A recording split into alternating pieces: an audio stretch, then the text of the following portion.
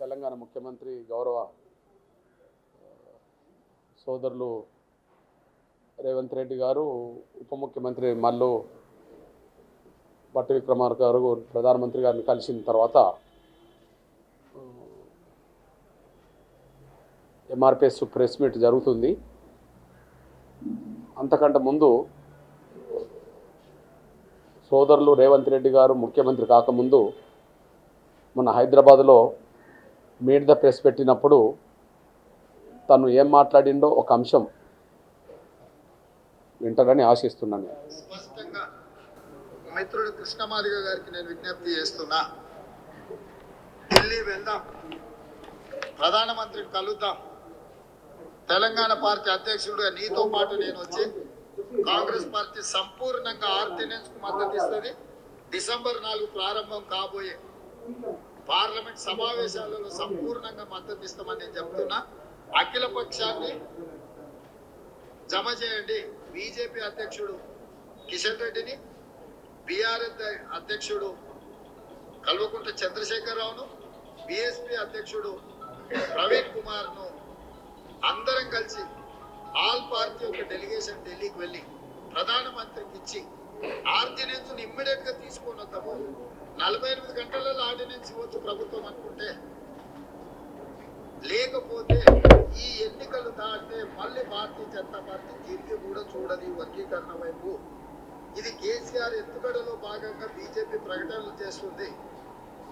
ఈ ప్రకటనలకు మోసపోకుండా భవిష్యత్ కార్యాచరణ తీసుకుంటే సంపూర్ణంగా కృష్ణమాదిగ గారికి మేము అండగా నిలబడతాం. Thank you. విన్నారు కదా, తెలంగాణ రాష్ట్ర ముఖ్యమంత్రి సోదరులు రేవంత్ రెడ్డి గారు, ఉప ముఖ్యమంత్రి సోదరులు మల్లు భట్టి విక్రమార్క గారు నిన్న ప్రధానమంత్రి గౌరవ నరేంద్ర మోడీ గారిని మర్యాదపూర్వకంగా కలవడం జరిగింది. చాలా సంతోషం, మంచి సాంప్రదాయం. కేంద్రంలో అధికారంలో ఉన్నది బీజేపీ, గౌరవ నరేంద్ర మోడీ గారి ప్రభుత్వం. తెలంగాణలో వచ్చింది రేవంత్ రెడ్డి గారి నాయకత్వంలో కాంగ్రెస్ ప్రభుత్వం. పార్టీలు ఏమైనా, ఏ పార్టీలు పరిపాలించినా కేంద్ర రాష్ట్ర ప్రభుత్వాల మధ్యలో ఉండాల్సిన సత్సంబంధాలను దృష్టి పెట్టుకొని ఈ కలయిక జరిగిందని భావించుకోవాల్సి వస్తుంది. మంచి సాంప్రదాయం అనే విషయం కూడా మేము కూడా భావిస్తున్నాం. అయితే నిన్న ప్రధానమంత్రి గౌరవ నరేంద్ర మోడీ గారిని ముఖ్యమంత్రి రేవంత్ రెడ్డి గారు కలిసినప్పుడు, రేవంత్ రెడ్డి గారితో పాటు ఉప ముఖ్యమంత్రి మల్లు భట్టి విక్రమార్క గారు కలిసినప్పుడు ఒక వినతి పత్రం ప్రధానమంత్రి గారికి ఇచ్చారు. ఆ వినతి పత్రంతో పాటు ప్రధానమంత్రి గారితో సమావేశమైన అర్ధగంట సమయంలో ఎన్నో అంశాలని ప్రధానమంత్రి గారి దృష్టికి తీసుకొచ్చి ప్రధానమంత్రి గౌరవ నరేంద్ర మోడీ గారి సహకారం కోరారు. మేము ఆ విషయాన్ని కూడా స్వాగతిస్తున్నాం. కేంద్ర రాష్ట్ర ప్రభుత్వాల మధ్యలో సత్సంబంధాలు ఉండాలని,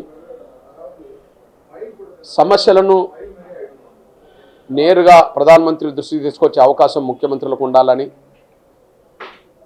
ప్రధానమంత్రులు కూడా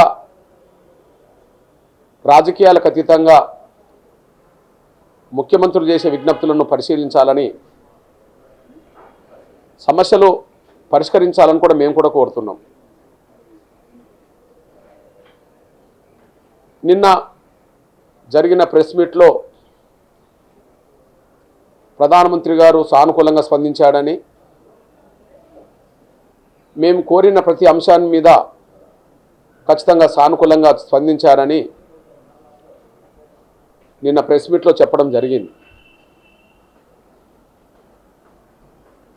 మేము ఒక విషయాన్ని గుర్తు చేస్తున్నాం.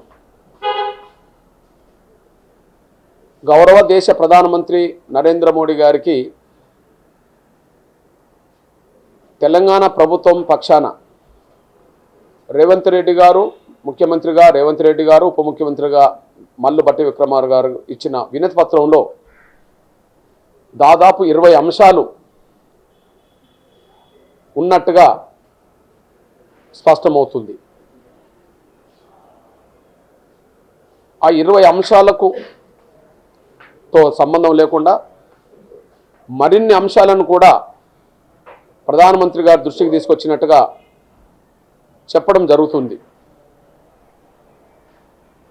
ఆ అంశాల్లో దాదాపు ఉమ్మడి ఆంధ్రప్రదేశ్ నుంచి మొదలుకొంటే నేటి తెలంగాణ ప్రభుత్వం వరకు కేంద్రం వద్ద ఎన్ని అంశాలు ఎప్పటి నుంచి పెండింగ్లు ఉన్నాయో వాటన్నిటినీ దృష్టిలో పెట్టుకొని అన్ని అంశాల మీద వినతి పత్రం ఇచ్చినట్టుగా, అన్ని అంశాల మీద చర్చించినట్టుగా స్పష్టమవుతుంది.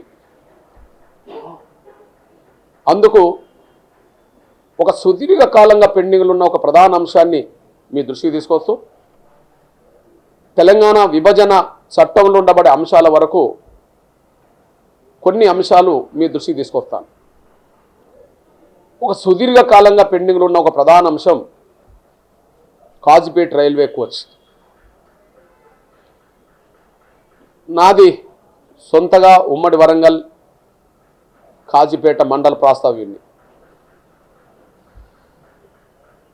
కాజీపేట రైల్వే కోచ్ అనే అంశం కేంద్రం వద్ద పెండింగ్లో ఉన్న అంశం, కేంద్రం ఈ సమస్య పరిష్కరించాలన్న అంశం దాదాపు నా చిన్నతనం నుంచి వింటున్నా.